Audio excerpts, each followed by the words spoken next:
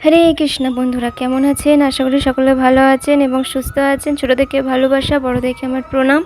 আমাদের এই সনাতন হিন্দু ধর্মে এই জগন্নাথের রথযাত্রা খুব একটা জনপ্রিয় উৎসব, যা আমাদের মনে আনন্দই ভরে ওঠে। এই রথযাত্রা আসলে মনে একটা আনন্দ ভাব অবশ্যই চলে আসে। তো এই রথযাত্রার তার সঠিক সময় আমি আজকে এই ভিডিওটি বলবো। তা জানতে হলে ভিডিওটি আপনাদেরকে শেষ পর্যন্ত দেখতে হবে। উৎসবের মতো রথযাত্রা একটা ধর্মীয় অনুষ্ঠান। রথযাত্রা প্রতি বছর আষাঢ় মাসের শুক্লপক্ষে দ্বিতীয় তৃতীয়াতে পালিত হয়।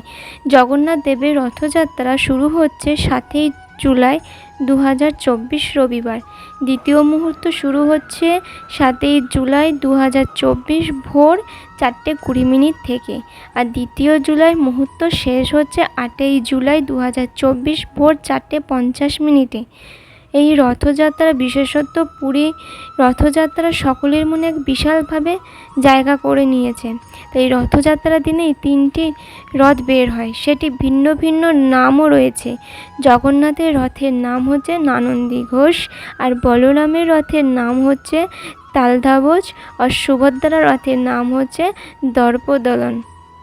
রথের উচ্চতা, আকৃতি, রং সব কিছুই ভিন্ন ভিন্ন। এছাড়া জগন্নাথের দেবের রথের 18টি চাকা রয়েছে, বলরাম দেবের রথে 16টি চাকা রয়েছে, সুভদ্রা রথের চাকা রয়েছে 12টি।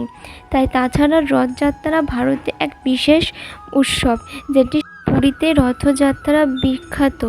তাই সকলে এই দিনটি ভালো করে কাটান, রথ টানুন, আর আমার শ্রী জগন্নাথের পুজো করুন। সকল মিলে ভালো থাকুন, সুস্থ থাকুন।